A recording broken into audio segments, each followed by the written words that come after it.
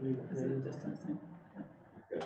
So, and I kind of suggested to him, I know I suggested to Dustin, I'd love to see, so build your warehouse, but make them access it from where Dave's Market would have to access. Dave's Market does a great job. I don't know how they get around that corner back there to get an unloading the loading zone. Make it so that you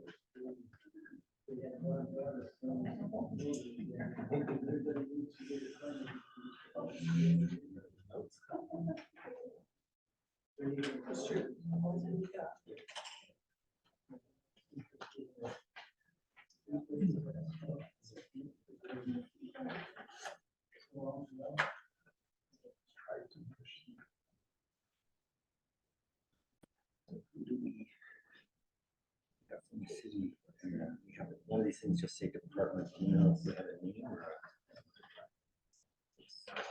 That's the same one. Yeah. Okay. I don't know. Yeah, maybe those two back there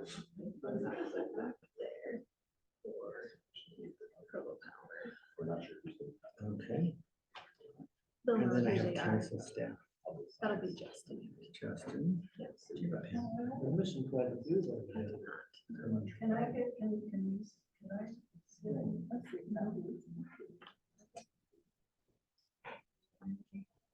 Okay, well, my clock says it's about time, so you're ready to go. Yes.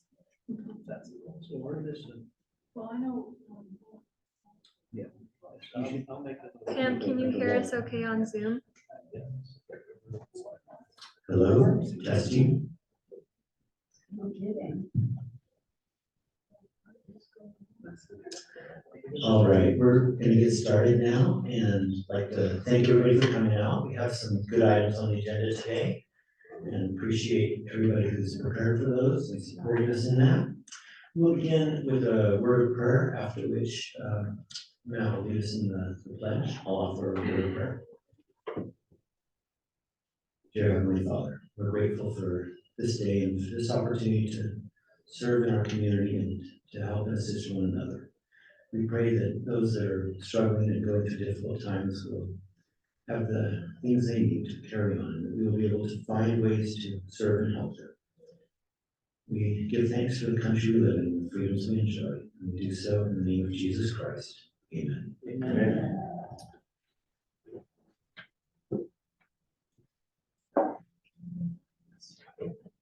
We stand.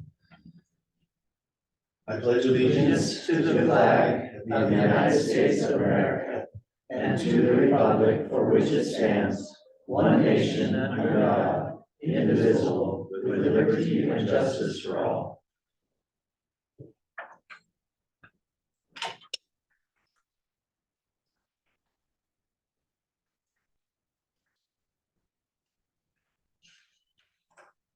So the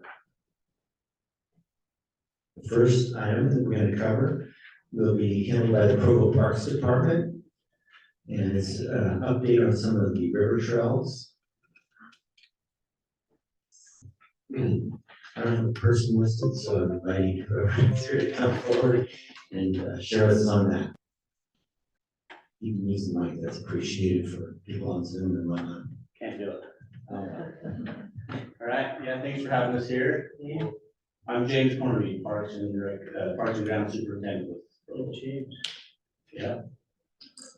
All right, we'll get this opened up here. So, I think you guys are familiar with a lot of projects that we've got going on here. Just a quick update when we get here. See if we get this opened up. Maybe.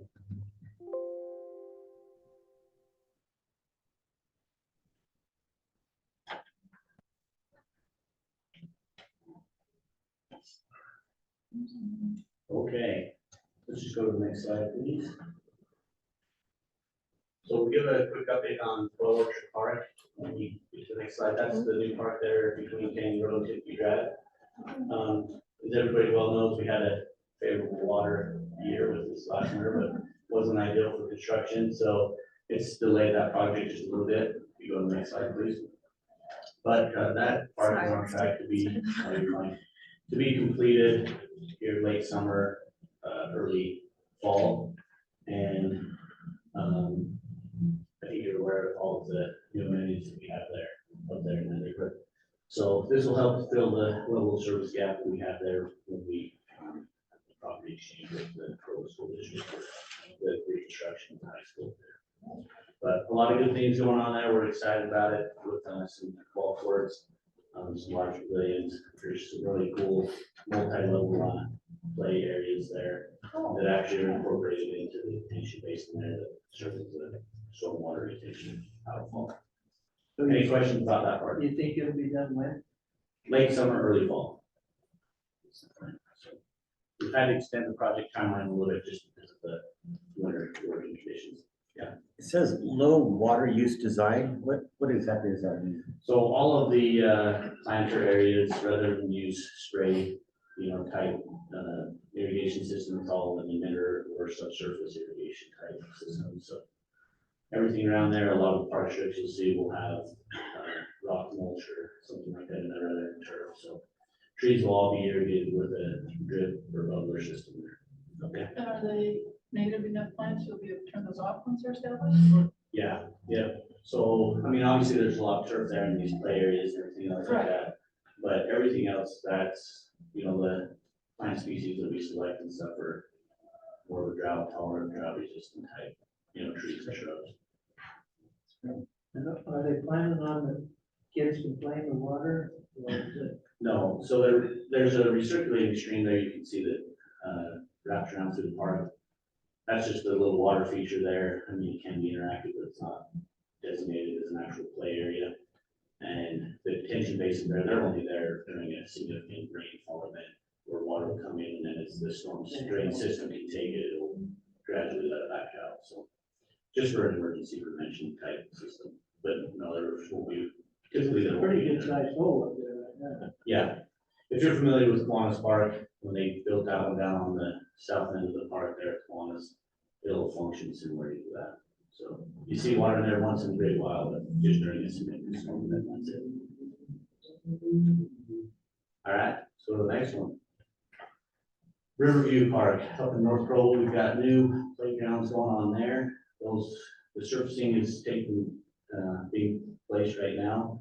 They're gonna be doing some restoration work here throughout this weekend. That'll be open the first of next week.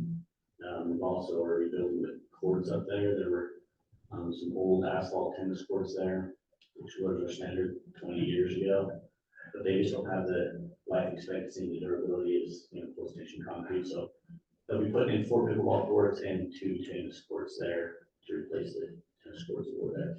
That construction's going on right now, but the play areas will be open back up for use hopefully the first of next week. Have a projected done date on the courts? Midsummer, we're hoping by July-ish, we're hoping that they'll be open and ready to go. So they move quite quickly when they get going on those. Yep. Any other questions about that project? All right, so the next.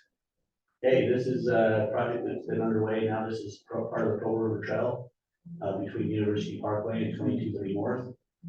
They've completed the undercrossing construction phase of that project. That's, if you're familiar with that section of the trail, it's a pretty uneven, narrow trail. The undercrossing there was really quite narrow. Tall walls, was only about 5 feet wide. And then as you came up out on the north side of 2230 North, really a steep, exit out of that undercrossing and across an old narrow bridge.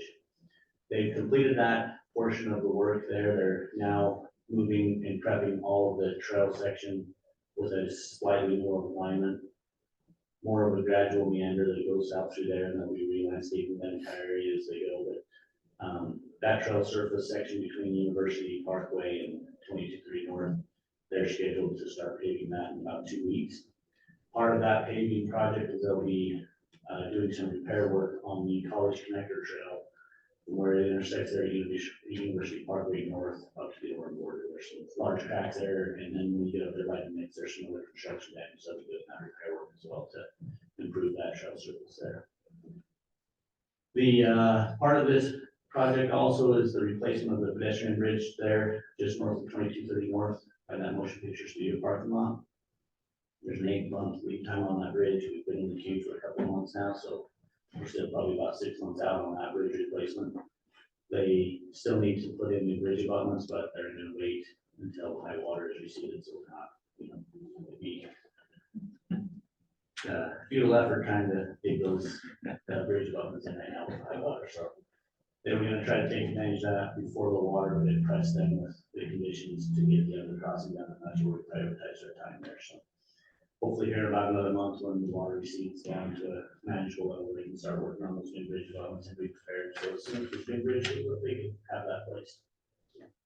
Any questions about this section of the trail project?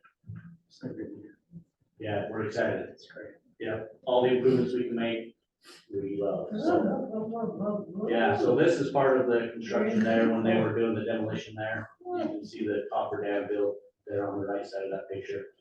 Really nice. Yep. That's how wide it's gonna be, obviously, before they pour, but part of that prep work there, you can see the temporary storm drain they got across the top of the project. While they're doing that, so go next, please. And that's just, a new gradual grade coming up out of there, wider, it's 10 foot wide there. A nice gradual turn, and then the new bridge line is gonna be slightly different. When you came on there, it made a hard angle coming back across. We've tried to straighten that out so it's less of a angle there. It'll also help us with snow removal as we're coming across that area there with our equipment as well. And it'll continue across the river there, and then it'll come out right by the substation right back on 2230 North. It's another picture of the old bridge there, which is now gone there in the background, and their work there. Thank you. All right, this is the next phase of that. So this 2230 North trail improvement just starts right where that last project picks up. So as soon as they cross the river and come back to 2230 north, you now have seen some lane closures there on 2230 north between the river and University Avenue.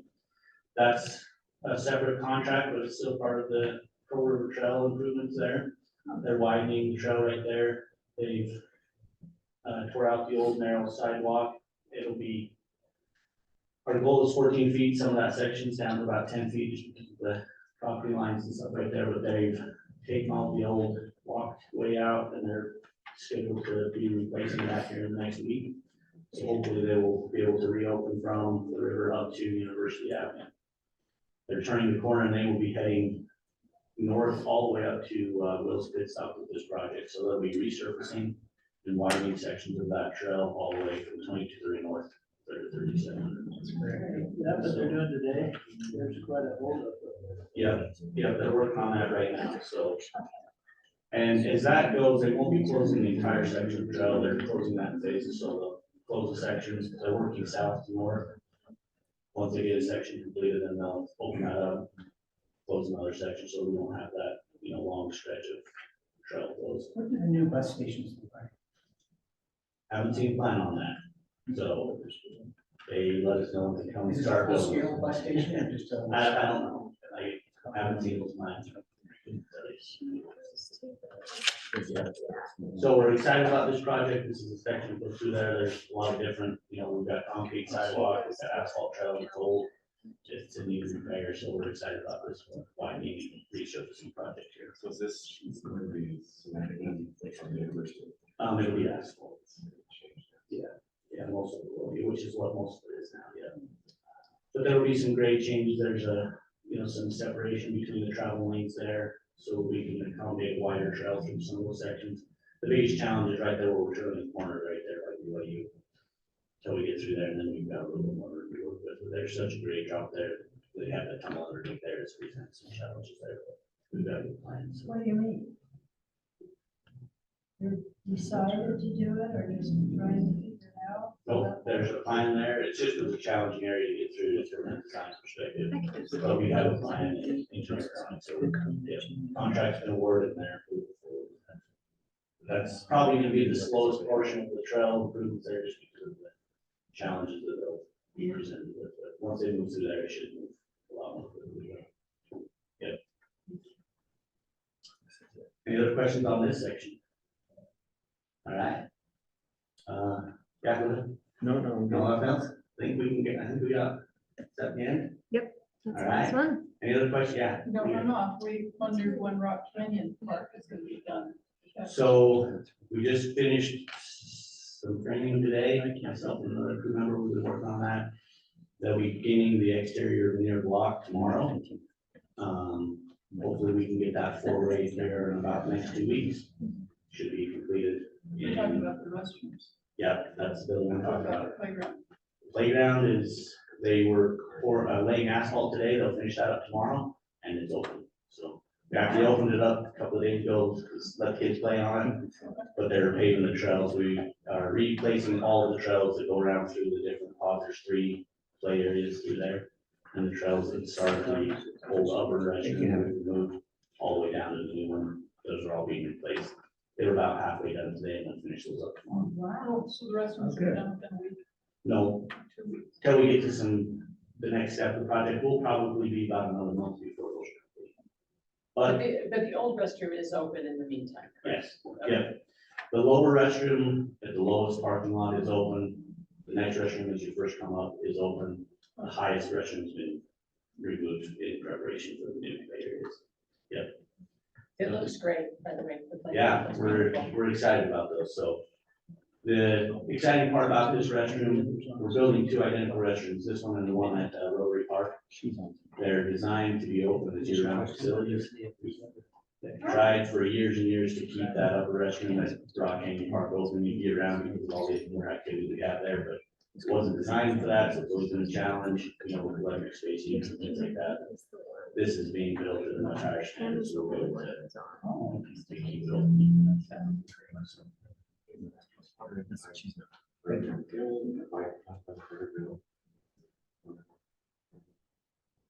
So there's the Carterville Trail there, which is the old Carterville Road, which we're have stewardship over, so we maintain that. But I'm not sure what the extension is on that. I know there's been some plans about that. That's probably a question is more suited for Public Works. Because once it leaves and enters onto the city street, you know, I don't know if they're doing bike lanes or what they're doing there. I've seen some plans, I've heard some ideas, but I'm not sure. Yeah, I heard they were putting a bike. At Carterville. Yeah, I'm not sure on that. I've heard talk about it, but that's a public transportation question that would be better suited for that. How about the park on 3700 North? South Park? Yeah, so South Park, it's open and maintained, you know, the status that it's been for the last several years. They did a master plan, conceptual master plan of that area about 10 years ago. And we just never got it on the construction phases yet. Are they going to redo a new plan or? I would assume so, as old as that plan has been. Generally, if we have a plan that's more than 4 or 5 years old, we'd like to update that. Obviously, the standards have improved over the course of that time. And the community needs may have changed, and we want to get more involved in input in that before we enter the construction phases. So, That's the way to talk. yeah. Yeah. Yeah. Any other questions for parks, trails, or anything else? Keep up the good work. Well, thank you. Appreciate the opportunity.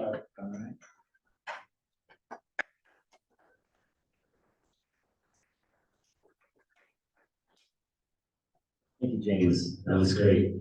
And climbing, wow, we should do that more. Next, we're gonna hear from the Provo Power about the shared solar program. This is a program that you can participate with solar and save you money if you use significant amounts of electricity. So recently signed up with this because I wanted to save money. Participate with the program. So we'll get a presentation now on that.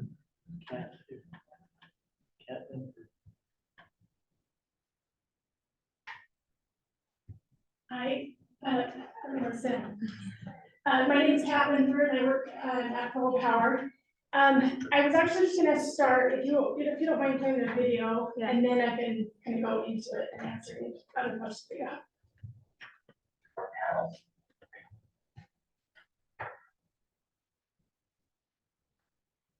You're just not sure if it's right for your situation. Examples of this may be that you don't own your home. Have you been approached about installing solar panels, but you're just not sure if it's right for your situation? Examples of this may be that you don't own your home, or it's too expensive, etc. There have been many of our electric utility customers that have wanted renewable power options and the benefits associated over the years, but for one reason or another, they couldn't install solar panels to participate in the city net metering program. Now, without the upfront capital costs, electric utility customers in Provo, Spanish Fork, and Nephi can participate in our shared solar community program. The program is like rooftop solar, also known as net metering, but without the added cost. Our community solar site that is in Spanish Fork will allow for 3,200 kilowatt-hour blocks for lease to share among all the customers. The blocks are available on a first-come, first-served basis, and the solar production rate is locked in for up to 20 years. There are other non-generation cost components of the shared solar rates, like transmission, distribution, and customer service charges that are subject to change over time in accordance with non-generation changes in the utility rates. Any changes in rates will be reviewed and approved by the municipal council, and the customers enrolled in the program will be made aware of any changes. Customers that don't already have net metering or other special rates can enroll in the shared solar program.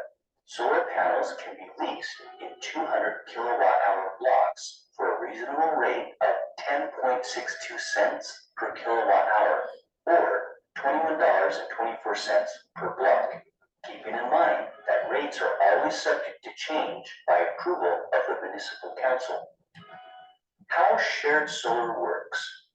As an example, if a customer consumes 900 kilowatt hours in a month, and enrolls in the program for 2 blocks or 400 kilowatt hours, the billing will reflect the charges off the top and deduct 400 from 900, reflecting the block charges at $42.48, plus the established city electric rates charged for 500 kilowatt hours.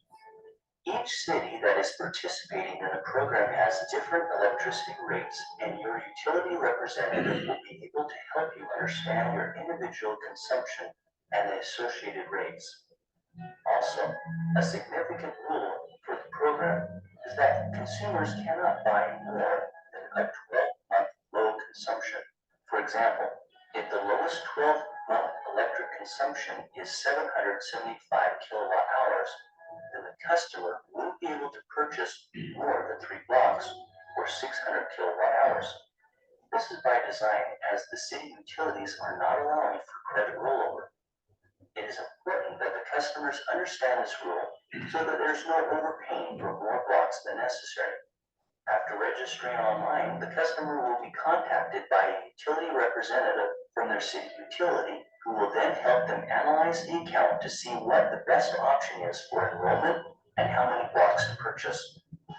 The election of solar blocks could mean that you pay a little more a month for renewable energy during winter months, or during peak solar generation months in the summer, the customer could shave or reduce some of the higher tiered consumption rates, ultimately reducing or balancing out your monthly electric consumption bill. It is all variable and different depending on which city utility the customer belongs to, and will be reviewed with each customer individually to make sure that the concept and rates are understood. By participating in the shared solar program, customers can claim that they are contributing to and producing clean renewable energy in our community. Because renewable energy is a topic at the forefront in local, national, and worldwide politics, and as your public power providers, we are excited and proud to offer a viable solution for our customers. To start your clean energy portfolio, register online at www.renewchoice.com. Sometimes Kind of a lot to digest. Does anybody have any questions up front about the program? Is it just residential or is it also? We offer commercial, but it's a different format. It's not as inexpensive as residential. So if you're interested in commercial, then I can help you with that. We just have to look up your account and see. The commercial is based on a percentage of your consumption that you want to be renewable, where the residential, you select the blocks that you want. So, but it's just a different structure. Do you want to pull up those screenshots? Do all the blocks go on the roof? No, no. It's, so we have 2 solar farms. There's the one in Spanish Fork. It's a 4 megawatt farm. It's on, I recall, I think it's 5 acres of land on the old Spanish Fork dump. And then we have an 80 megawatt farm in Mona. So if you drive down Nephi area, you'll see it on the west side of the freeway. Very big plant. So in this scenario right here, this shows, I'm trying to see which one this one is. This is kind of an average consumer. So if you look at January's consumption, you're at 780, and then you go throughout the year, kind of dips a little bit, and then in the summer months it goes up. And so in this scenario, it's showing, I did 1 block. So it would be, this customer would add $21.24 to their electric bill. But how that changes is it only changes their bill by $1, $2, $5. But then when they go over 1,000 kilowatt hours in consumption, then that's where the credits come in. I shouldn't say credits, that's where the savings comes in. So in this scenario, this customer, by choosing to produce 200 kilowatt hours a month of solar energy, at the end of the year, they're only paying $8 to produce 200 kilowatt hours a month of solar energy. So it's a very inexpensive way to put solar energy onto the grid. On the next one. For high users, the best bang for the buck is anybody who uses 1,200 kilowatt hours or more every month. And this is where the savings comes in. So you'll notice that they're, over 1,200 every month. And then I selected 4 blocks for this customer, which is 800 kilowatt hours. So they're offsetting more than half most of the year, so 800 kilowatt hours each month. And they're saving $4, $6, $7, $12, $10. So a total savings of $104 a year just by electing to participate. So the $21 is charged. The $21 comes off the top, which means that it's the whatever block you choose. So say it's 200 kilowatt hours. So the first 200 kilowatt hours that you consume is charged for $21.24. But then after that, it goes to the regular electric rates. Any other questions or? I'm not sure if people recognize them, maybe they all do, and that's why they have no questions. Maybe. If you look at your normal power bill right now, there's a tier 1 that I pay, and maybe you know. There's 3 whatever that tiers. rate is. Yes. What is that rate for tier 1? Okay, so right up here at the very top, so it shows the customer service charge, and this reflects an increase that, I'm not sure if the council's approved it or not this year, but we're proposing an increase. Right now, it's $15.62, I think, that everybody pays, no matter if you're a net meter customer or regular customer, you all pay $15.92. And then on top of that, your tier 1 rate is 7 cents a kilowatt hour, tier 2 is 10 cents, and tier 3 is 12 cents. So that's where the savings comes in if you're in the tier 3, which is 1,000 kilowatt hours or more.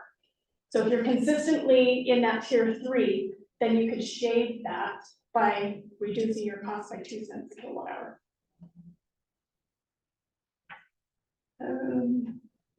So sorry, can I just clarify? Sure. So there's maybe a little savings, maybe not, but this is really a way of us subsidizing a non-coal Right. other. Putting renewable energy onto the grid. Okay. Yep. I guess to put it more in perspective, does anybody in here have solar panels? Net metering? Okay. I talked to a customer yesterday who is investigating net metering. And his average bill for the year, just energy alone, was $97 a month. That's all he's paying for electric. That's including the customer service charge. That's his consumption. His total came to $1,100. Trying to think what it was, $1,100 total For the year. for the year. His solar proposal was that he would be paying $115 for 25 years to the solar company. But he'd still be paying a utility bill. He wasn't told he'd be paying a utility bill. He was just told that he would have no utility bill and that he would pay $115 a month for 25 years. So when I broke it down for him and showed him a table like this, it was kind of like, okay, it makes sense. And I asked him what his vision of solar panels were. So, well, it's to save money. I said, well, solar panels don't necessarily always save you money. There's kind of a false pretense out there that if you install solar panels, you're gonna make money. You might get a credit, you might have, if you don't mind me asking, do you know what credits do you get on your utility bill? I'm not sure. Okay. I mean, some people, they can get $30, $50 credits, and that's okay. That's great, good for you, but you're still paying the base rate, the customer charge, and you're still paying whatever your usage is that the solar panels aren't producing. So this customer, he might still be paying, even if it's $50 for his utility bill, energy only, plus the $115. That's a long time, 25 years, to pay that $115 plus your utility bill, plus finance charges. And his assumption was he was gonna save money. So when I laid it out to him, he's like, okay, I can kind of see it now. It's not necessarily a cost savings. If I wanted to install panels and for the better good of the economy and the country and our world and green power, great, go for it. But if you're going at it to save money, it doesn't make financial sense here in Provo. Just to do simple math here though, if you sign up for this program, to the extent your solar block is basically replacing your tier 3 rate, you're saving money on all those. And if your usage changes or you change your mind, can you exit the program? Yes. Quickly or Yeah. whenever? Yeah, we want our customers to be happy with the program. It's to benefit our customers and to benefit our renewable energy portfolio that we have. But we like customers sign up for 2 years, but if you sign up and say you sign up for 4 and your consumption lowers, maybe you get an electric heat pump or you do all these energy efficiency upgrades. And so your consumption lowers, so then you want to change it because it's not cost effective, you can change it no problem 1 time a year without penalty. If you change it more than once a year, you get charged $25 to change it. But it's a simple call into customer service to 311 and they can make the changes for you. You can also cancel without any penalty. You're not signing a contract. When you sign up and you give us the permission to put this onto your utility account, we're promising that for up to 20 years, the solar generation rate of 4 cents a kilowatt hour is guaranteed. There is the transmission cost, there is the distribution cost, and that's what totals the 10 cents a kilowatt hour. Any other questions? Do you know when the telecom debt charge is going on? I don't, I'm sorry. I did leave some handouts back there. I don't know if you are all aware, on the Renewed Choice website, we also offer rebates for Provo customers, residential customers.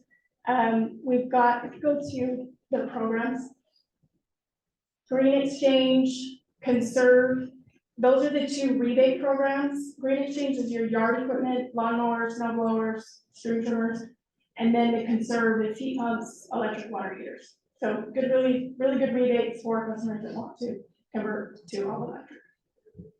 Thank you.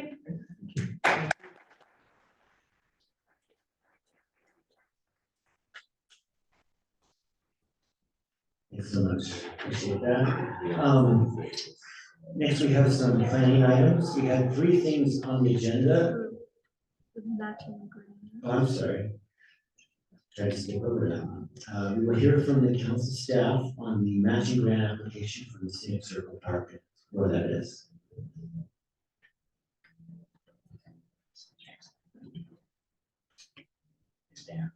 Thank you. All right.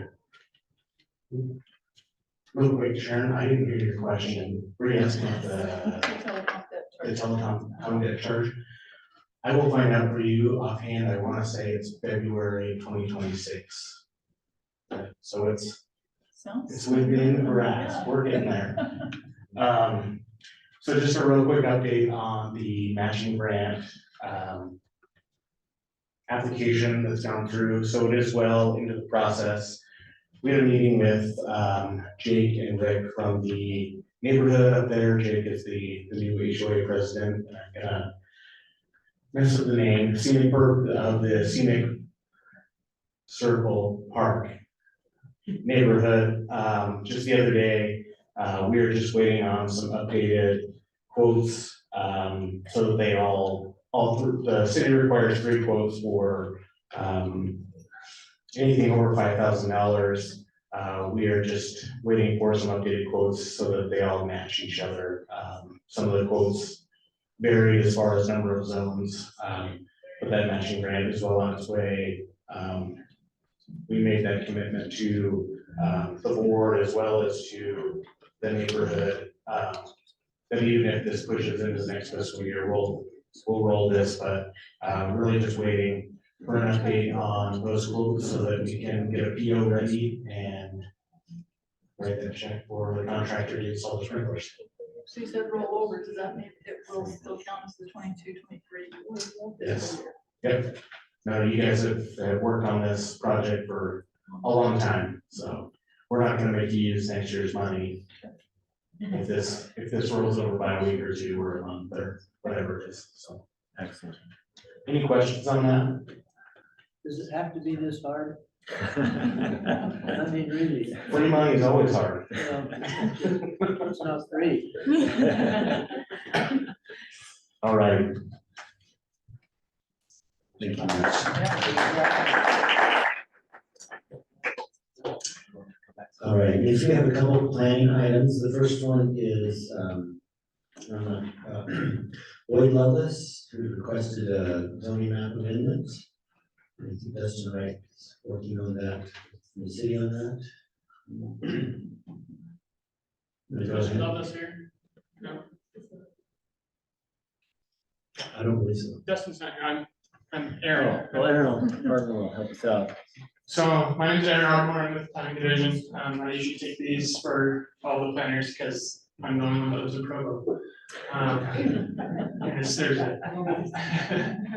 So this rezone is really just fixing a non-conforming issue. There isn't a lot of proposed change here. These 3 lots are currently R120. None of them meet those lot standards. And his future plans to either the top house there at 5075 to demo that and either sell that as its own lot or incorporate that into his home at 5069. He's rezoning all 3 of these properties to the R110 rather than the R120 to make it conforming to the zone. So let me kind of explain that.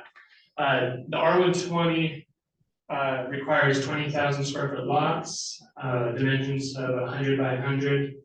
None of these are meeting that, so it's been grandfathered in through the years. So as a cleanup, he's going to rezone to the R110, which these lots will meet. So that's the proposal. There's no real concept plan with it because it's just a zone change to fix the lots to make them conforming to the proper zoning. Any questions? Your colored lines there, is that what the proposed new lots? Yeah, so right now, he's going, that blue line kind of continues through right there. So that 5075 goes all the way back to the blue line on the left. So with the zone change, his proposal, he'll bring a plat to kind of protect what's his kind of backyard. To protect that with his property as he decides what to do with 5075. Any other questions? Yeah. It's easy one. I can speak to it because I live right there. Oh, yeah, if you have any questions, we I can. have no questions. Okay. I already knew he was doing it. Yeah. We have not heard any. We haven't heard any, or I haven't, I don't know if anybody else has heard any negative feedback, so I think that people are pretty comfortable with this, so we're just gonna take a quick vote, which our secretary will record, by hands those who are voting in favor or comfortable with this change, please raise your hand.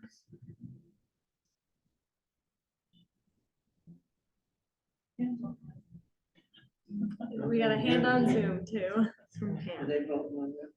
One. Zoom as well. And then from those- Brian. And, So 2 on Zoom. and those who would oppose this vote, please raise your hand. I'm assuming, yeah, I was like, I'm assuming their hands are just left. All right, that concludes that one. Stan, just to clarify, Go we're ahead. not voting on anything, we're taking a poll so that we can put in the notes kind of what the feedback was on this item, right? You are describing it accurately. All right, the second item on our list has been continued, so we're gonna skip over that one. And the Can third- I have a Go ahead. point about that? Sure. My name's Bob Drews. I live at 3319 North Canyon. I think for this to go forward, the city should do something to address the volume and velocity of traffic on Canyon Road. Well, just to be clear, which item are you referring to? Number 2 that we're about to pass. Oh, talking okay, go about ahead. This is the warehouse type building behind Right, Dave's. my assumption is that the capital expense of this magnitude isn't gonna be made without expecting an increase in the volume of revenue, meaning more traffic. Now, my eyeball tells me that there's already a lot more traffic and it's going faster. But as a grandfather, my biggest concern is this. We have all these things that the kids are riding and driving, you know? Yeah. We have motor scooters, we have kids who are in the bike lane going south that stick out their hands and they go over and make a left-hand turn without even looking. Mhm. We have these electronic skateboards. We've got kids riding golf carts and unregistered quads. And people, seems to me, are going a lot faster than 35 miles an hour. And 35 miles an hour could be argued with all this change going on with the kiddos. It might be a little bit too fast, but I'm not gonna fight that right now. All I'm suggesting is that this city actually do some quantitative assessment of what's going on in Canyon. These things where you put some of those little rubber hose things across the street, you measure volume, you can see what the speeds are. And before we start making an even bigger attraction at that wonderful and very convenient shopping plaza, I think we should understand what some of the risks are, particularly to the kids, because it's already frightening. Yes, I agree with you, and I'm glad you're sharing those thoughts with us. We have had other comments already on the traffic elements of this and making sure that it is properly addressed. One of the impacts of these meetings is the notes that we have from them. They get put in the staff reports when the staff suggests whether to grant or deny zoning changes and the like.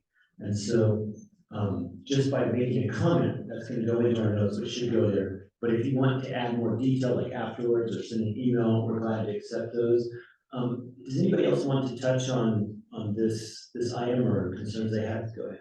So to address his concerns, what's proposed, what's been presented to us that was proposed so far is not complete enough to even talk about. That's part of why it's being continued at this moment. So we can't really give you any, there's nothing to give you at this moment. But what I've seen so far will not go to city council. So that's not where you need to send your comments to at this moment. You can see in the agenda, and if you didn't pick one up, they're back there. The developer from city staff that's helping with this is Dustin Wright. So if you have comment, he would be the one to email or call and let him know your concerns. And I personally, as much as I hate writing, I prefer having it in an email so that you can refer back to it. You know exactly what the city saw and heard from you. Because you can have a phone conversation and maybe you forgot to say what you thought you said and he didn't hear it.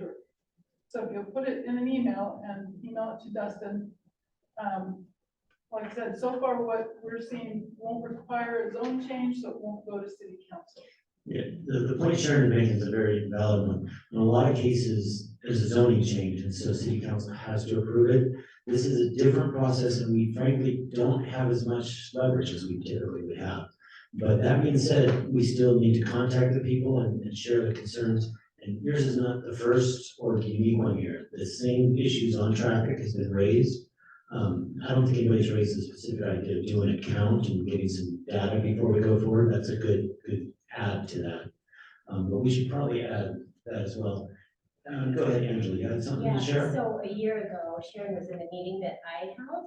I held just a neighborhood meeting about Canyon Road specifically, and an issue that had come up about wanting to take parking off Canyon Road. And at the time, the city committed, you can remind me, they committed to doing studies already about Canyon Road, right? That's good information. Yes, and it was in conjunction to the schools and maybe slowing down the speed around Days Market and all sorts of things. So they've already committed to it. We might want to just remind them. Yeah, that was the meeting at the firehouse. Yes. Yeah, right. And I haven't seen evidence of any follow through on We probably need to help them and that. Yeah. prioritize that. Aaron, do you have any details on this, or is that something you serve with somebody else on? I have a person I can recommend to contact about those things. Kehan Shower, Shour. Kehan is Keahan. He's a pro city engineer, who's over most of the traffic related issues like these.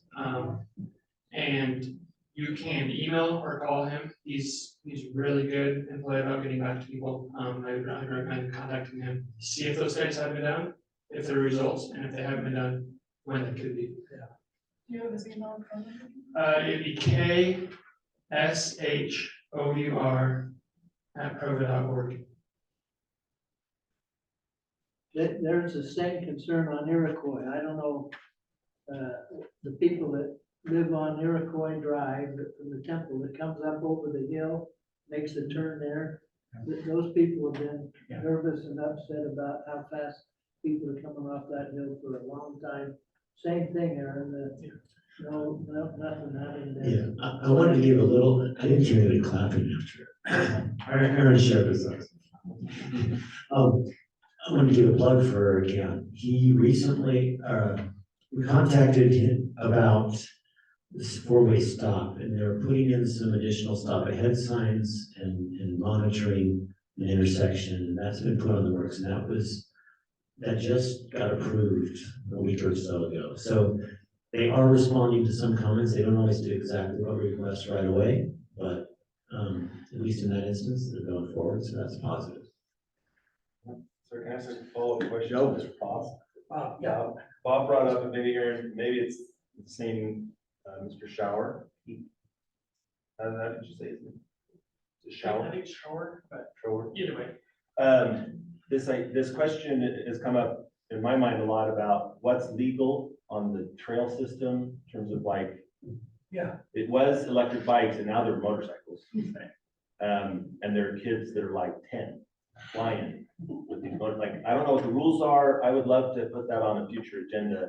Have somebody come talk and maybe people in the neighborhood allowed to ask questions, because I think it's a common problem. Yeah, let's put that on the next agenda. I can speak to it very briefly. I was with the police department. This came up about 2 weeks ago. And we asked them, what's the rule?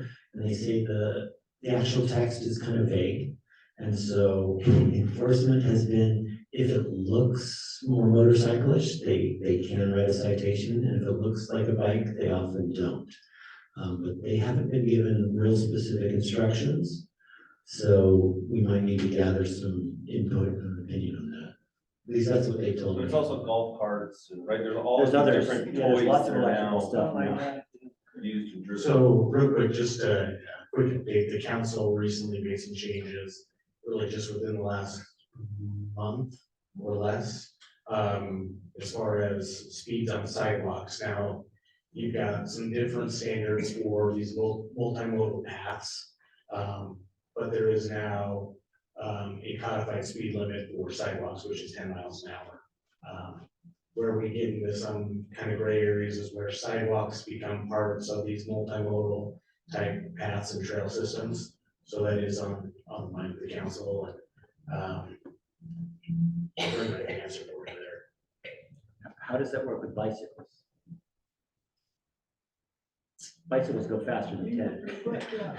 They do, and cars go faster than the speed limit, but we let them out there. I guess it would I'm not averse to be, it.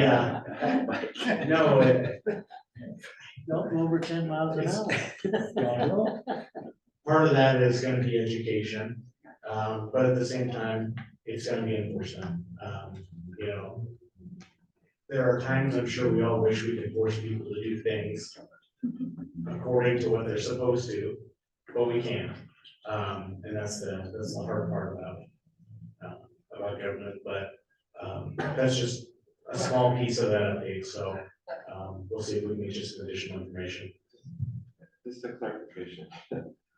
I was on Lover's Lane, trail, and it says no motorized vehicle. vehicles. What does motorized mean? What is the, Should be. because someone was coming at me on a motorized bike with side saddles, and their kids were in the side saddles. And they were going 30 on this high. I had to jump into the trees. And I just don't know, is that bike, is it considered motorized?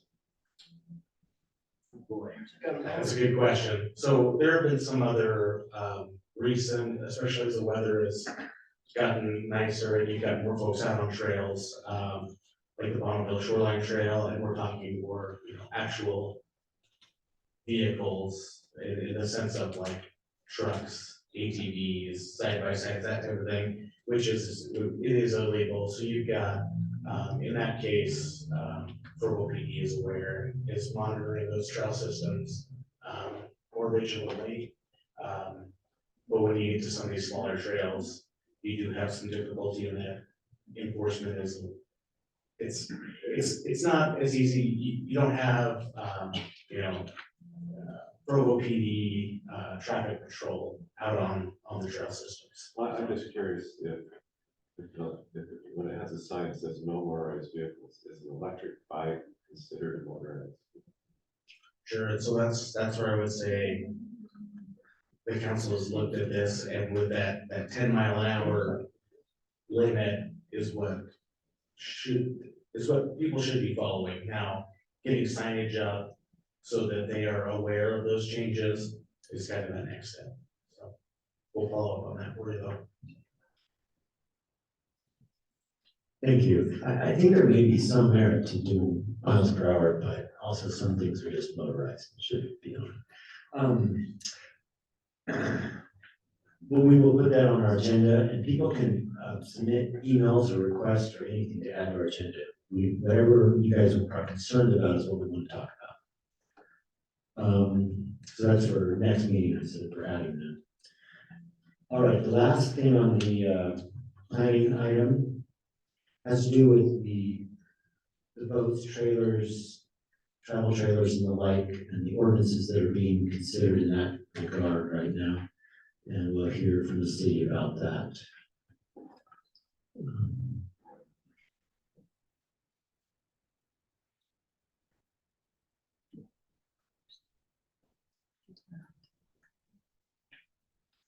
Go ahead. Thank you. My name is Abinadai Borja. I'm a code compliance officer, Provo City. Going back to what you were saying, bikes are classified in 3 different categories. E-bikes, class 1, 2, and 3. They have different purposes, different speeds. So class 1, class 2 can go up to 20 miles an hour pedal assist. Class 3 e-bikes go up to 28 miles an hour pedal assist. As far as motor vehicles are concerned, the state defines that. So if you go on the state website, you'll see what a motor vehicle is to help you out to understand what that means. Going to this, my application. So this was actually, I presented this for the 3rd time yesterday night to the planning commission, and we were able to go over a couple of things that they actually were very interested about and wanted me to make some changes on. If you could please go to page 6, please. Now, before I start, are there any questions concerning, I don't know if you've been following along with this at all, but do you have any questions before I present the specific points that we talked about last night? What is the basis of the change? The basis of the change is to have more equitable enforcement as far as all trailers are concerned in the city. Currently, the ordinance says we can enforce on boat trailers and travel trailers, but there are no rules about any other type of trailers. That are parked in the front yard or on my property? That are parked, On the street? no, everything has to do with on the property. So on street has nothing to do with what this amendment is trying to say.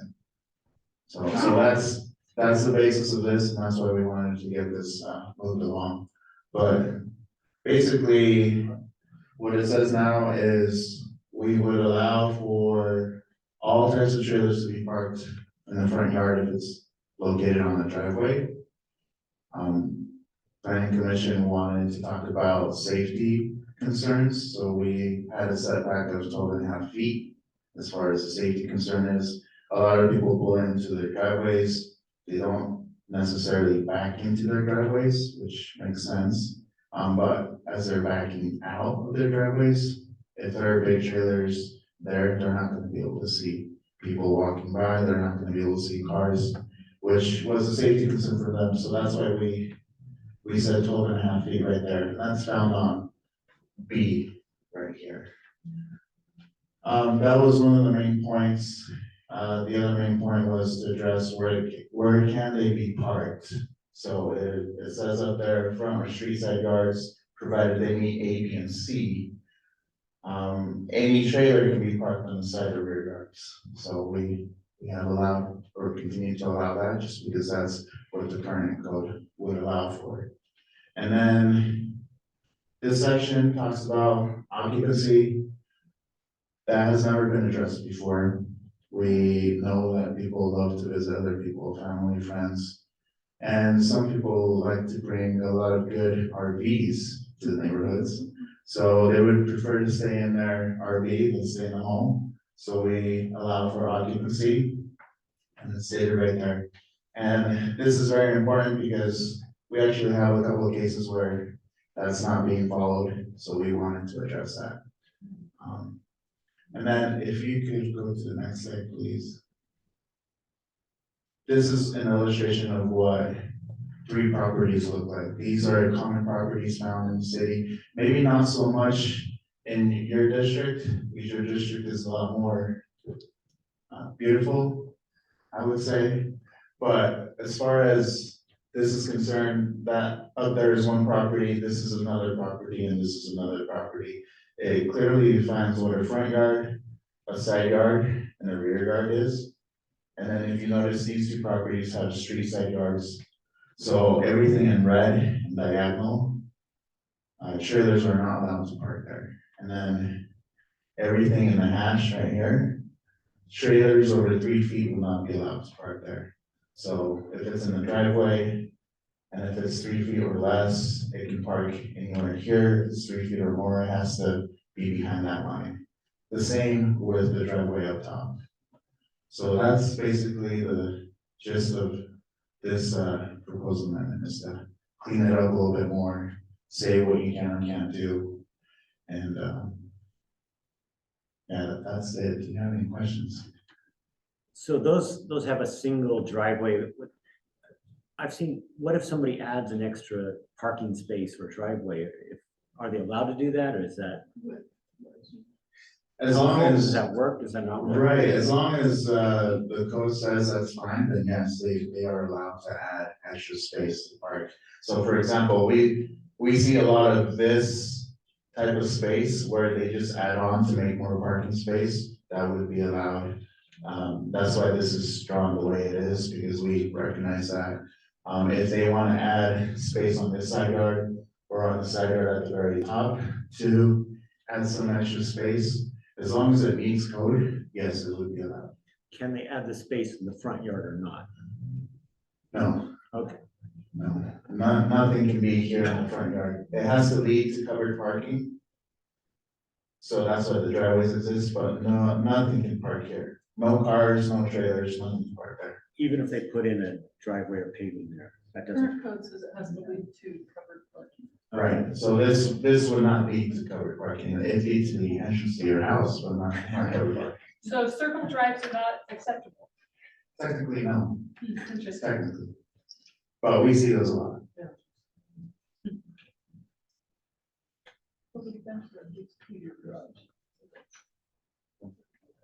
There are some circle parking that just go like this, and that's it, and then there's a driveway. Yeah. So a good example is one right here, East Center Street, 556 East Center Street. It has a beautiful half circle right here, and then their driveway is right next to it, but this half circle does not lead anywhere, so. I can't remember how it's worded, it's possible that it says that it doesn't lead to living space. So the half circle would work, I guess. So, but I think to Stan's question, if we widened it, so it did, if it was a double driveway, it still simply couldn't be in the first 12.5 feet. That is correct. If it's 3 feet or more, that's correct.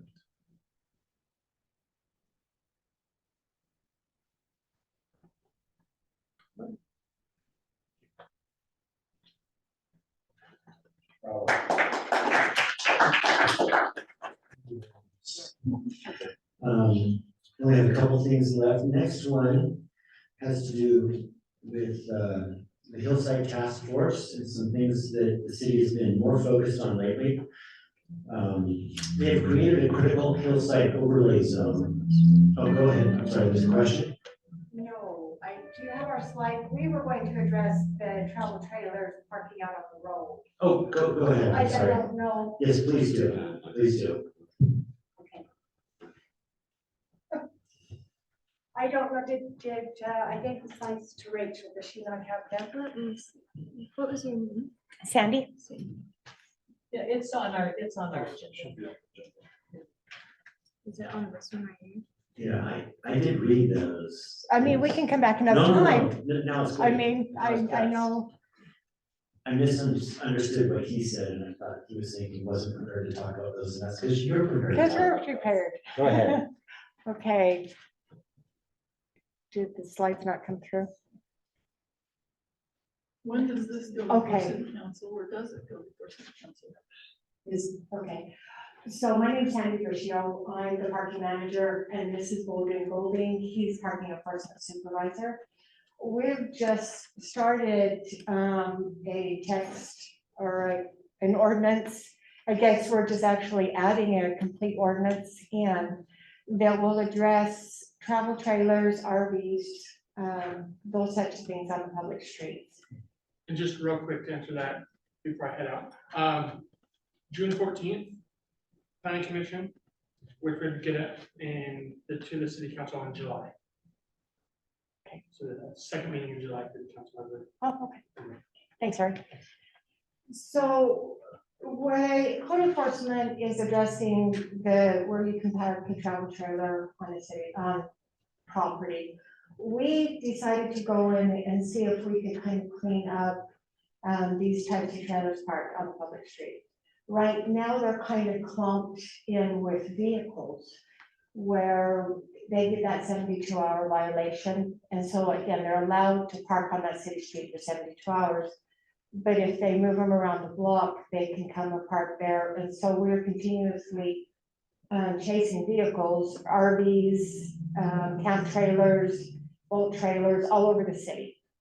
Because they know this. They're not using them to go to the market. They're not using them to go to school, work, or what have you. They are storing them on the public street. And we are having a lot of concerns with that. Is this correct? Yes. Okay, do you want to go to the next one? So these are just the ones that we've kind of been dealing with throughout the city. And so these are what we're addressing. Again, not the ones on the properties, we're addressing the ones actually on the city streets. So where are most of these at? All over, because we wanted to make sure that we represented the entire city. Downtown, east, you know, they're here. We did 3 days ago, every 3 days. I had one of his parking enforcement officers go out and take me pictures, and he couldn't, I mean, I got great big flats. So these are just the ones that we found. As you can see, they're storing them out on that street. These aren't ones that they're just bringing to load and unload, so they can go on, you know, a camping trip. These are the trailers that we're talking about. For an example, these trailers, he went and he marked them for the 72-hour after we had a complaint. 2 hours later, he went back to take this photo for me that already washed off the tires. So again, we really can't do anything. So that's what we're trying to address. Okay, so what we're looking at is we're going to separate RVs and trailers from vehicles. And we're trying to create a ordinance that basically says, and it'll be at the end of this slide, and it's already been changed 3 times since I submitted it to Rachel, so please understand that. Is what it says is an RV can be parked on the city street for 72 hours, but it has to be in front of your home that you either rent, own, or you're visiting. This is current or what you're proposing? Proposing. This is what we're proposing. Right now, any vehicle and trailer can park anywhere in the city street for 72 hours without moving the minimum of 400 feet. We're going to separate the trailers and the RVs, and we're saying you can park on the city street for 72 hours. This is for those that have these things in storage because they're not lucky enough to have, someplace to put it on their property. And so they can load it, go camping, do what have you, and then when they come back, they can park their 72 hours to unload it, and then they can put it back to the storage. What it also includes is with a permit authorized by the parking program, which would be us, you can have your RV trailer, what have you, out there for up to 7 days. The reason we put this in is if someone's visiting, we want them to be able to have that RV in front of your home. I get calls continuously starting this time of year for people that have big yard projects. They want to remove trees. They're doing big landscaping, so they need those trailers out there for longer than those 72 hours. We wanted to make sure that we were addressing that for people, that they could, because we want to make it easier, not harder for them. However, you can only get a 7-day permit 6 times per year, and they cannot run consecutive. So if you have a 7-day permit, that trailer, RV, what have you, needs to be removed off of the city street for a minimum of 72 hours before you can request another one. Just a way to keep, so we can kind of keep control of what's going on up there. And again, these have to be parked in front of your home, not, so you can't keep rolling them up and down the street. Another thing that we did with the boats and the RVs, the boats and the ski-doos and the snowmobiles is if we get a complaint, we come out and we mark that trailer and you move it somewhere, you go down to Utah Lake and you go boating and then you bring it back. Right now, your 72 hours starts all over again. So again, it's continuous. With the new proposal, if we mark it, you move it, you use it for the day and you bring it back, your 72 hours continues. So after that 72 hours, you will either be cited, be marked for impound. Yeah, cited or marked for impound. Okay, did I confuse everybody? Okay. There's also a very strict in there, you cannot live in your trailer while it's out on that public street. You can come and visit people, you can do like Abinadi and their code says, park in their driveway and stand in your trailer. We do not want people living in trailers that are on the city street. We had that problem with this motorhome here. We was chasing it all over the city because people were living with it. So if I have somebody visiting for 7 days and don't have room for it on my property, I'm not allowed. They're gonna have to make friends with somebody else too. Yeah, and what is the permitting process like? right now, we're hoping, I'm trying to get a parking app. We're waiting for, we're kind of working with IS cybersecurity. We're very close to that.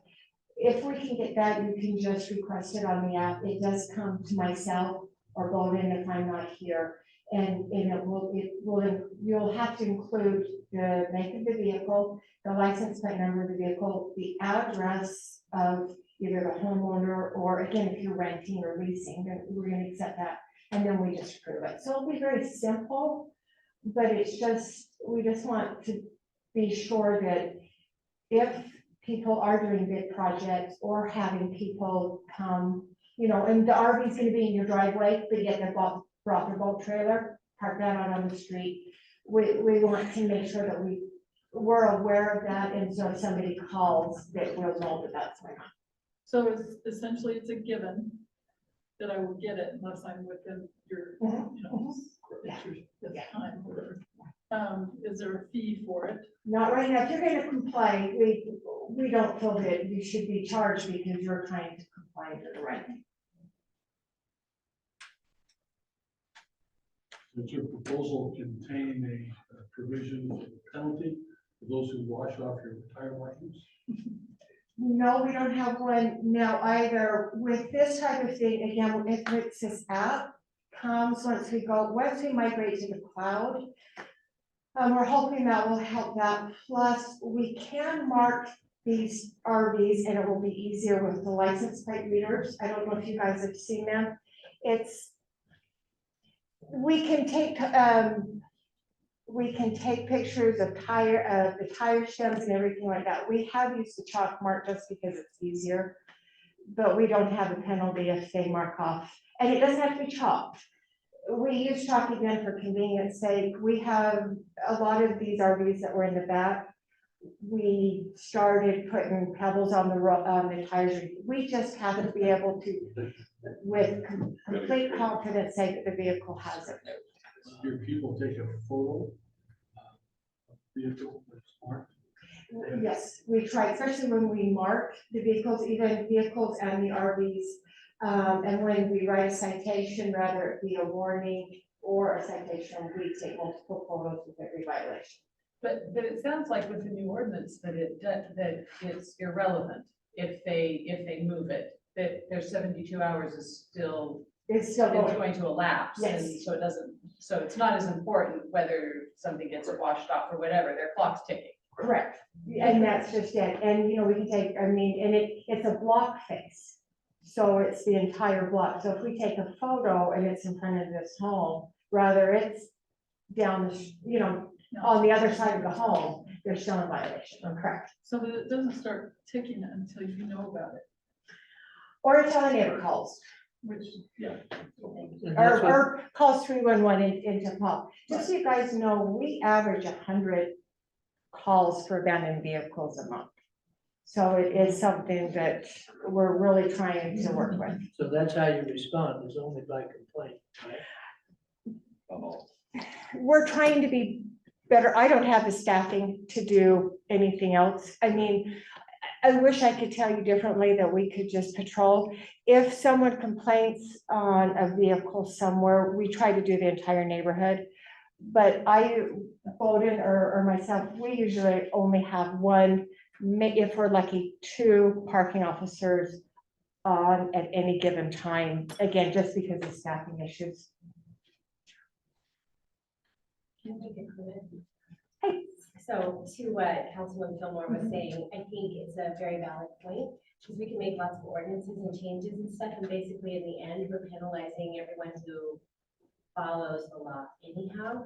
And so we can make all these things, but if we don't have any teeth behind it, for those, you're chasing the same people over and over, is what I'm hearing, for the most part. And so I think that the ordinance that's written needs to address those who are actually violating the law, rather than just incorporating everybody into a pot who they're gonna do it anyhow. Do you know what I'm saying? Oh, absolutely. Because Absolutely. we're having that issue, and I'm gonna talk about another thing. It's just like, if you don't have in advance a penalty to back up what you're writing, then it's just penalizing those who are. What is the citation, or if somebody's violated? What's the Right fine? now with a vehicle, it's 72 hours and you have to move a minimum of 400 feet. And if you fail Now, to do that, with a vehicle, you can move it and come and park in the exact same spot. Because the reasoning behind the 72 hours with vehicles are, if you're working graveyards, and as your neighbor, I don't know you, but I see your car out front all the time because we're working different shifts. You can, as long as you drive that to work, drive it to the market, drive it where have you can park in that exact same spot when you come back. We're trying to change that, the ordinance on the RV, because, so we can get tickets, quicker. And if they're just saying, you know, we actually do impound vehicles, and Bowden actually, it used to be we would have to give them to the police department to impound. The police department now, we've started taking that over, so it's a quicker process. Bowden has, and so under the police guidance, we're actually impounding vehicles. We found the police, you know, they're so busy, and to be honest, an abandoned vehicle was low priority, as it should be when there's a lot of cases going on. And so we have tried to step up and take on that responsibility under their guidance. And so we're not leaving those vehicles out on the street for those long periods of time. So I'm just wondering, I'm just curious, like, how many RVs are you chasing around in general? I know one that parked up in Van Canyon Road last summer, it was on your screen. Honestly, right now, I can think of 3 that we've chased all over the city. See, because see, that's the thing, is like there's 3. But see, they'll go and they'll come back. The ones that we're chasing, they park here, and then I can tell you exactly where they're gonna be, and then I can tell you exactly where they're gonna be. But with this, once they move out from in front of their house, they're a violation, they will be immediately cited. So my point is, it's like we're making this big rule for everybody when you're chasing like 3 people. I'm just wondering if we could make it so it's not so. The rule hasn't changed, we're just separating where the vehicles have a little more leniency, and the RV, we will cite immediately. Right. We're just trying to make it quicker to cite these people that are storing their vehicles out there. Yeah. Again, we can cite them immediately. Here, let me see if this helps.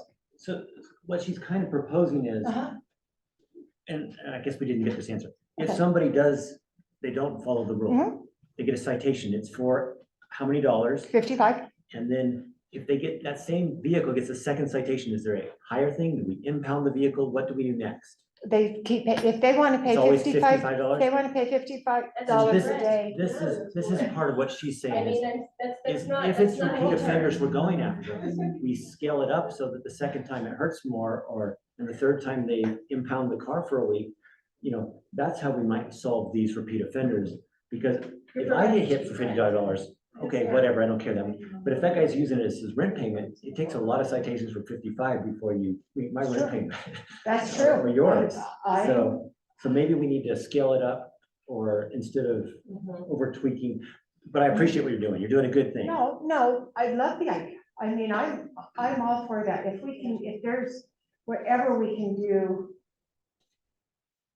Parking, Provo City has very limited parking. Sure. And it should be for people that are using their vehicles every 2 or 3 days at least. RVs should not be being stored on the public street. So any ideas, any suggestions, Oh, I we are totally more than agree. happy to. It's just, it's like, so for me, the question is, what's the end game goal here? What are we trying to do? And is it just, because it doesn't sound like it's a huge problem, so if you're just trying to get rid of like 3 or 4 nuisance, like what Stan said, make it so it hurts a little bit. Or a lot. When I say we're chasing 3 or 4, that means because we never sign up, because they'll move before that 72 hours. Like I said, we get 100 of these, and I'll bet, how many are RV? Half of them? Over half of them are gonna be RVs. A month. And how many cases are the people living in them? More and more. We're seeing a higher, more So, higher. so that's the end goal, is to not have people living in them on the street. Yes, living I in mean, them, because, Ultimately. because remember, if they're living in them, the city street is not capable of someone living in an RV. Yeah, that kind of stuff. I'm thinking maybe you ought to consider a provision in the ordinance that tracks these serial almost offenders. And you have people gaming the system, right? And you know who they are, they just go from one place to another. But there needs to be a provision in there that, you know, even if you don't get to the full 72 hours, if we track you from one place to another, you know, the citation for that, as opposed to being that 72-hour window. 10 different places. And that's why we put that provision in there that it has to be parked in front of your home. So that would be an instantaneous citation in that case where you can Yeah, show it's out so- their home. That's a great ad. That's how we figured we could address that, because, that way you can't park it just down the block because somebody else's home. And if you're visiting someone, it's the person who owns or rents, leases, so apartment complexes, they can do it in front of their house. We were trying I to think be you had one comment over there. That was kind of. We need to wrap up there pretty quick. Was, if I need to, I've decided to let my neighbor, not my neighbor, somebody that doesn't live near me, borrow it for the weekend. And so it's in front of their home technically. Is this could be a problem or? When they call, if there is an issue, they can just let us know, yeah. As long as we know that you've given it to your neighbor, it'll be at that house instead of my house. I don't know who was first. I would just like to comment that I think the city needs to spend as much time focusing on vehicles that are moving as it is to vehicles that are parked. On Canyon Road. Canyon Road is a good place to start. I agree, okay. I drive home But on also Angel. trains and everything else. She's just in charge of the ones that are sitting still. Oh, I know, I'm just making a comment. It goes on. Okay. Like I say, when I'm driving home tonight, to West Provo, As much as you can. I mean, We need to wrap this moving up. vehicles, it's, Yeah, so that just makes sense too. okay. Nothing's going on. Thank you. So I wasn't clear, so are you suggesting an amendment? What are you doing?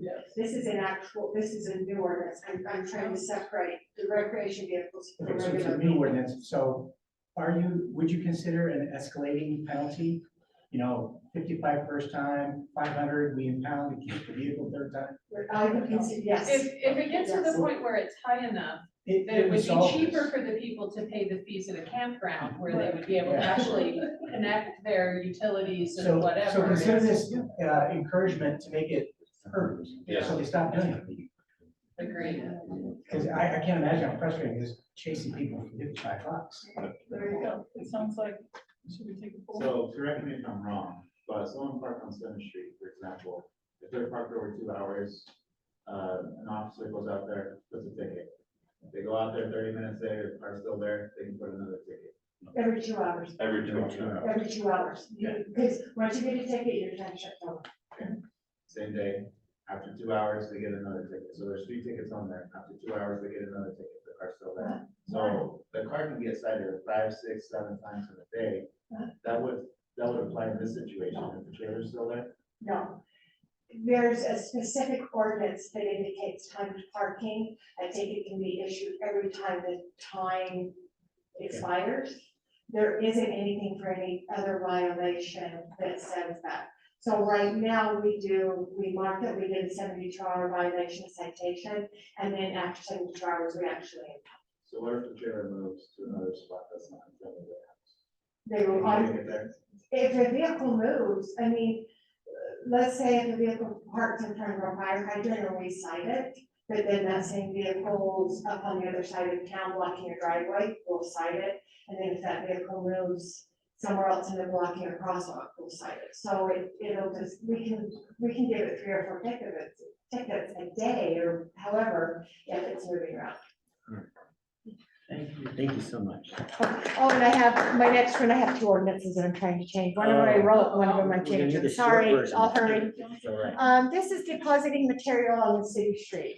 Right now, Public Works can come if it's grass, debris, yard waste. They can come and actually move it. And then we can charge the homeowner. We have included more text. So we put any other obstruction.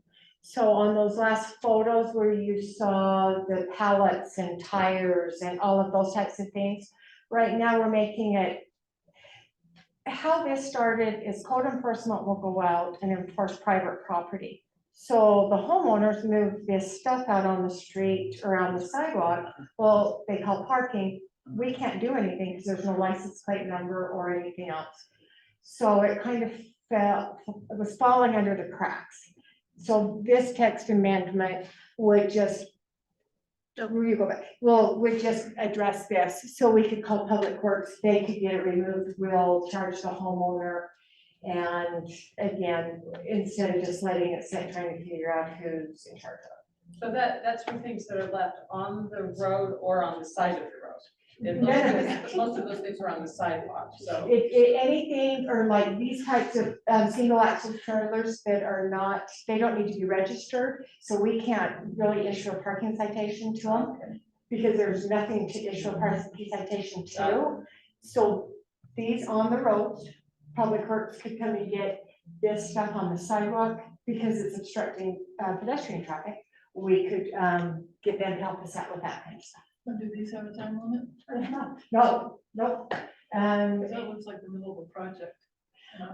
You would be surprised how big this project's been. And everybody need vote and round of applause. He has worked tirelessly on this project, so. It changes about every day. Yeah. All that changes about every day. All right. Thank you. Any questions on that? Quick not about that, but about cars for sale. That probably falls into your purview.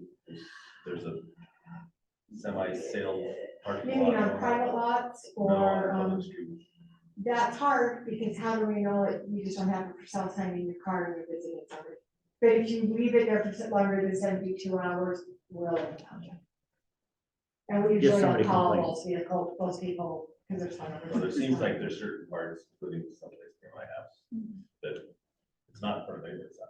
It's just always, there's always a couple of Bronco sports parked right.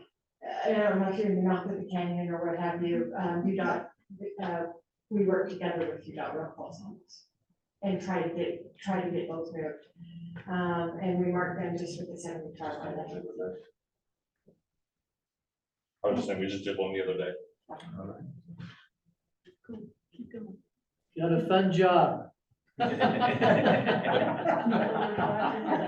why I like it. I was gonna say, I've been doing it 31 years. Go team. Okay, I think we have 2 items left.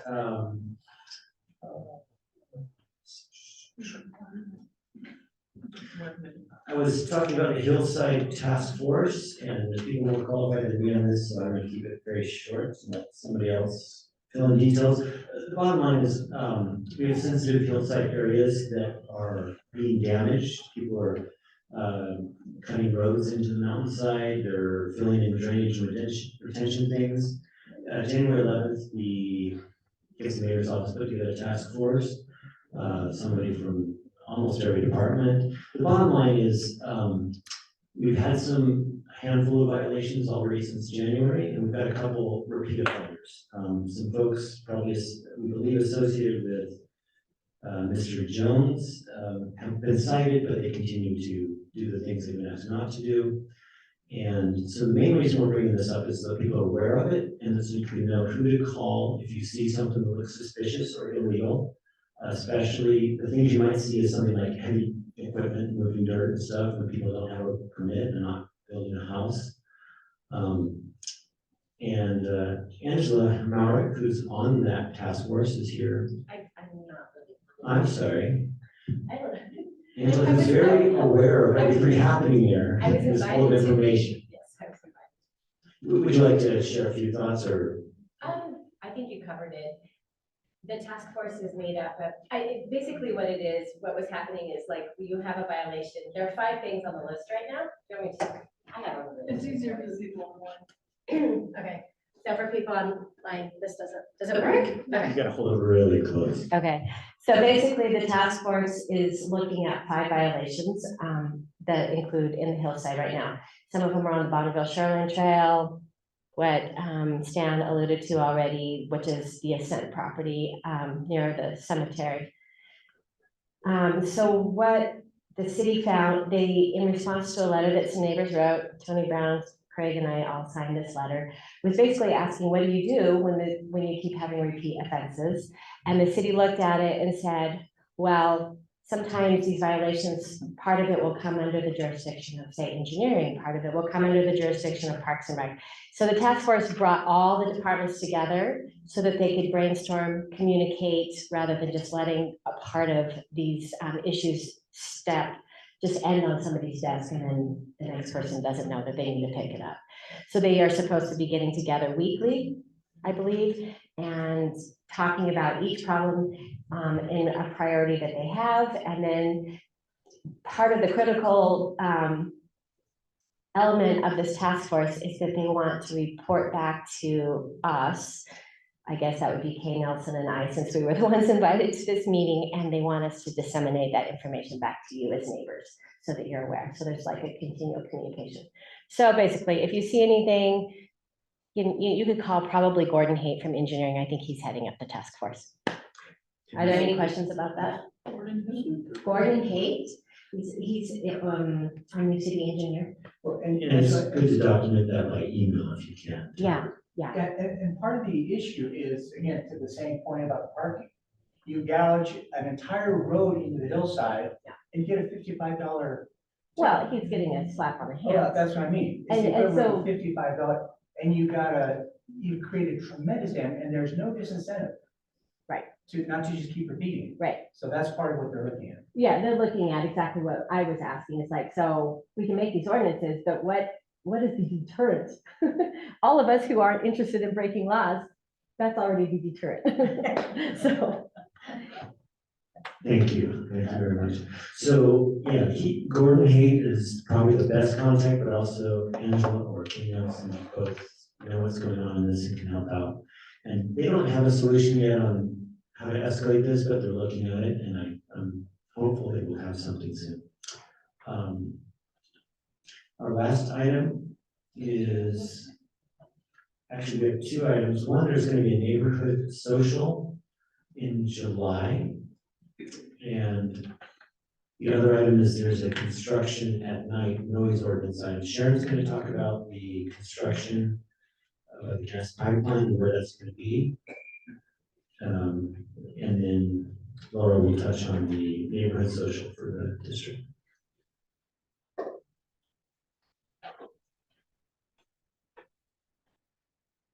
Thank you. If you just keep talking. Okay, it will start when I keep talking. So there's gonna be construction, there it goes, she's right. On 3650 north between Canyon Road and Timpview Drive.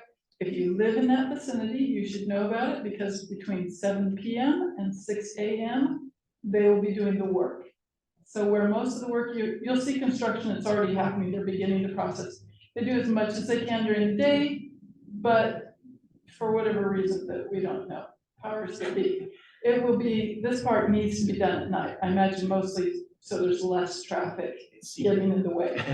And if you want to watch, you can take your phones out there and watch. I don't believe it's secret, but I think it's more of a traffic issue and safety issues for the amount of traffic that goes through there with kids and things.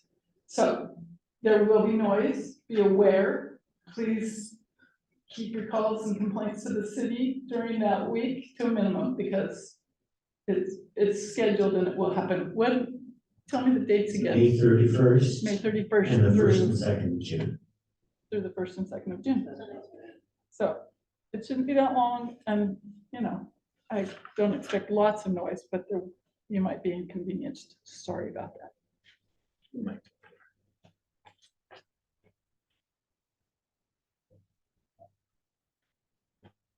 The city provides, you just keep talking, it turns on, it's like magic. The city provides some funds to the neighborhood districts to have a party, so we're planning one. July 15th is the date that we're planning on, and it'll probably be at Rock Canyon Park. Be a good chance to see the new playground there.